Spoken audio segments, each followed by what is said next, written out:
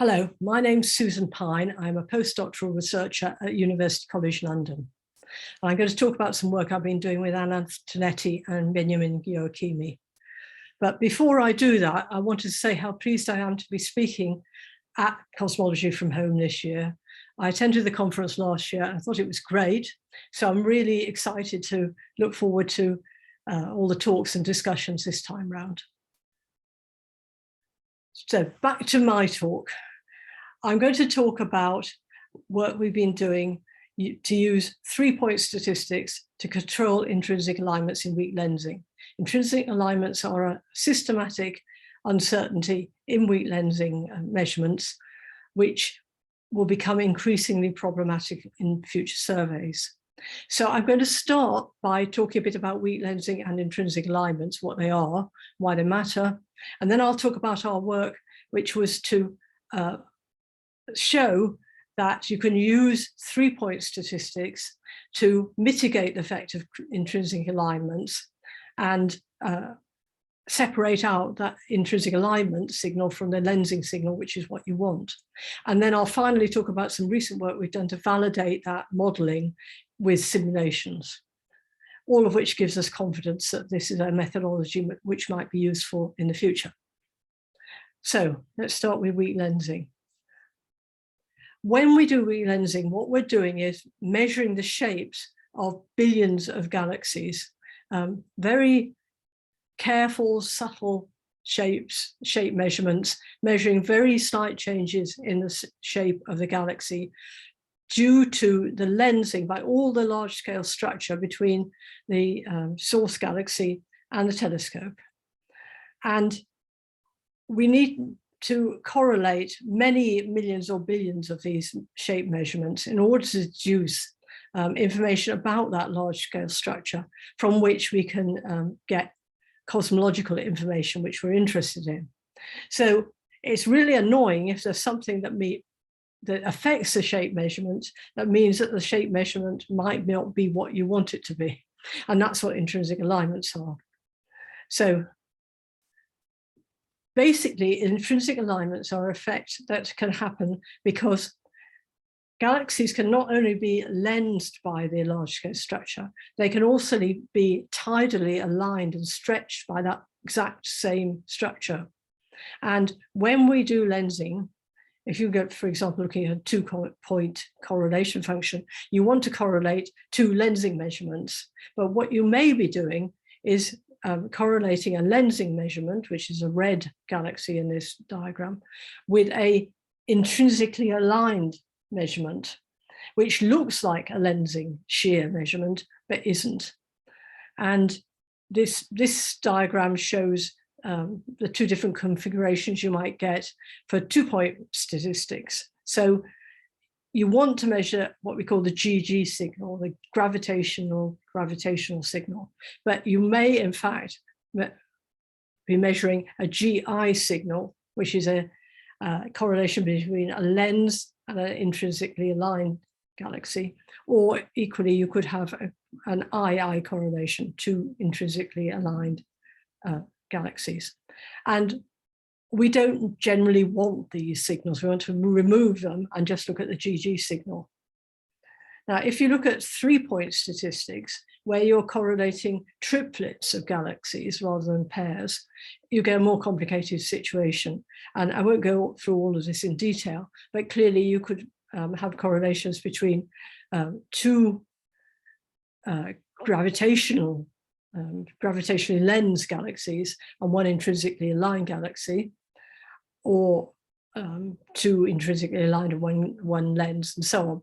So you get 3 different intrinsic alignment signals, which again, you don't want. So that's all very unhelpful.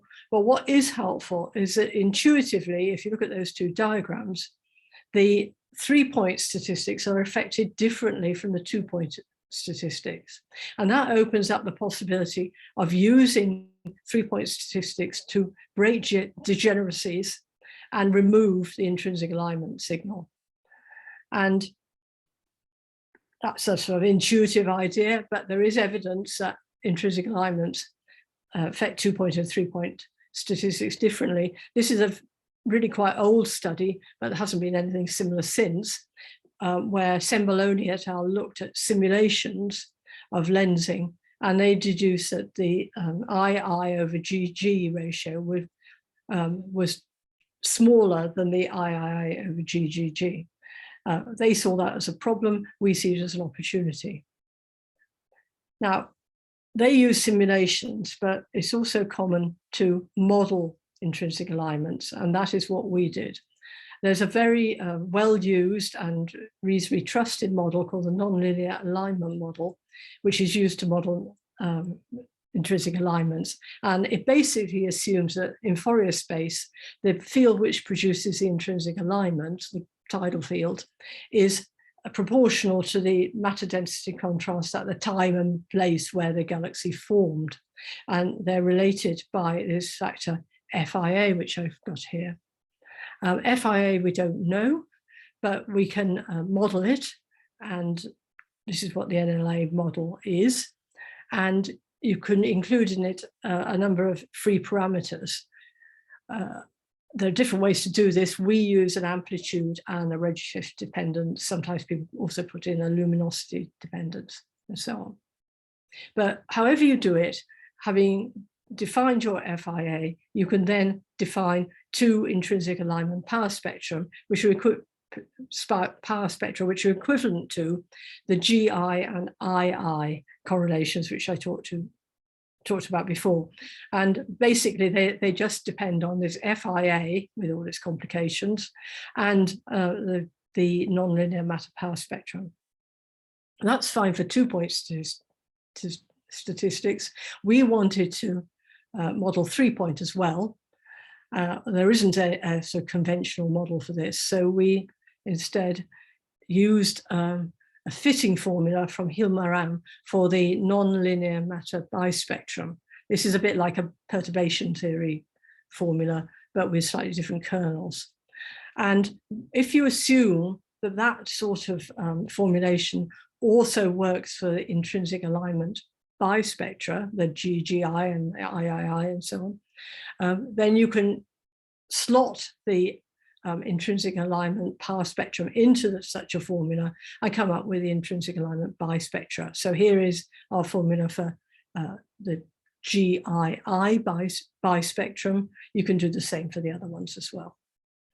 And when we did this and actually modeled the power spectra and bispectra, we did indeed find that the ratio of the intrinsic alignment signal to the lensing signal is quite different for the power spectrum and bispectrum.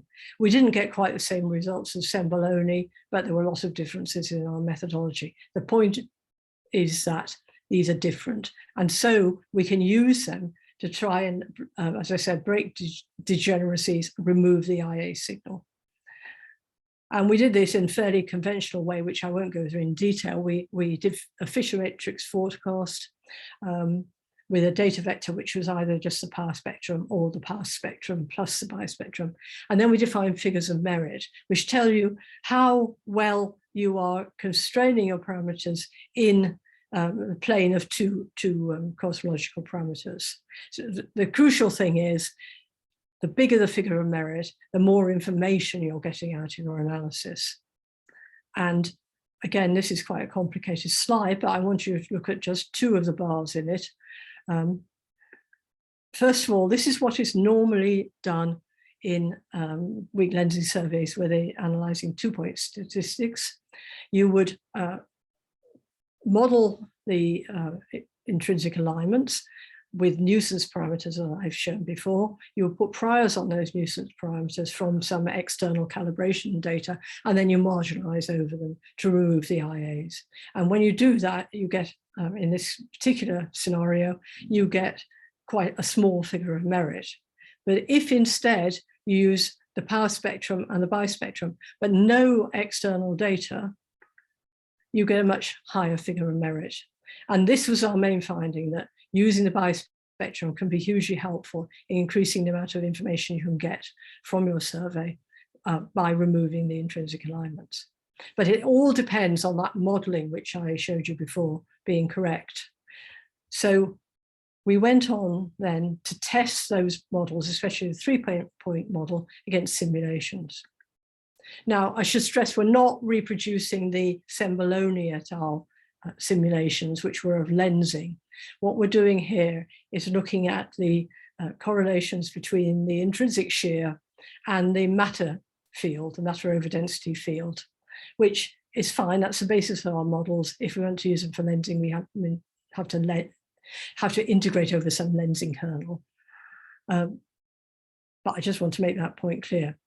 Now, the simulations we used were IllustrisTNG 300, which is the largest of the very up-to-date TNG suite. It's not super large, but it is quite high resolution, and that's very useful for us because for weak lensing, we want to go to small scales, non-linear scales.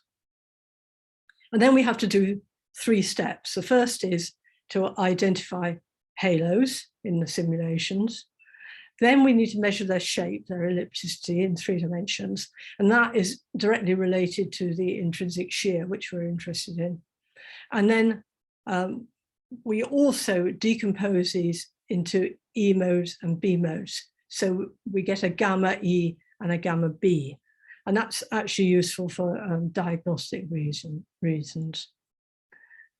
And so we get, from that, we can define the intrinsic alignment path spectra and bispectra. And here we're following very much a methodology developed by Curita et al. In 2020, who looked at intrinsic alignment path spectra. So we're using the same methodology as they did.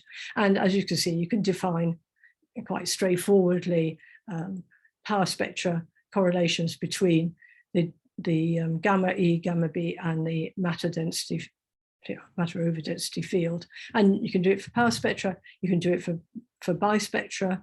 There are more bispectra than this, but these are probably the most useful. And when we've done that, we measured those power spectra and bispectra in the simulations and got fairly reasonable and intuitively sensible results. The power spectra are consistent with Curita et al. We get a small B mode signal. You really wouldn't expect that would be very large. It's mostly to do with shape noise. And you can also compare with the blue line, which is the matter power spectrum, and see that it all looks fairly sensible. And then we can do the same for the bispectra as well. That all looks reasonable. We can at least measure these spectra. We also looked at how they vary with mass and also redshift, because there's quite a lot of evidence in the literature, both from simulations and observations, that intrinsic alignment increases with mass, with halo or galaxy mass. And we found that as well, as shown in this plot. So then we went on to test our models against the simulations. And the way we did this was to go back to the models, and you can define ratios, or you can define our quantity FIA in terms of ratios of power spectrum or bispectra. And then we can fit for FIA from the simulations. And when we do that, we get results actually for AIA, which is the intrinsic alignment amplitude, which are reasonably consistent. They're consistent with Curita. They're consistent across scales.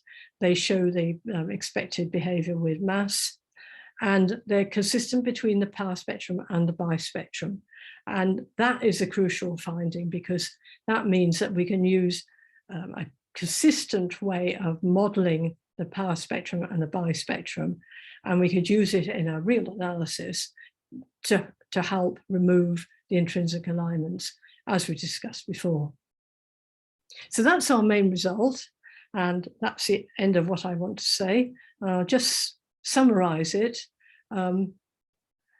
Intrinsic alignments are a limiting factor, in fact, for next generation weak lensing surveys like Euclid and Rubin.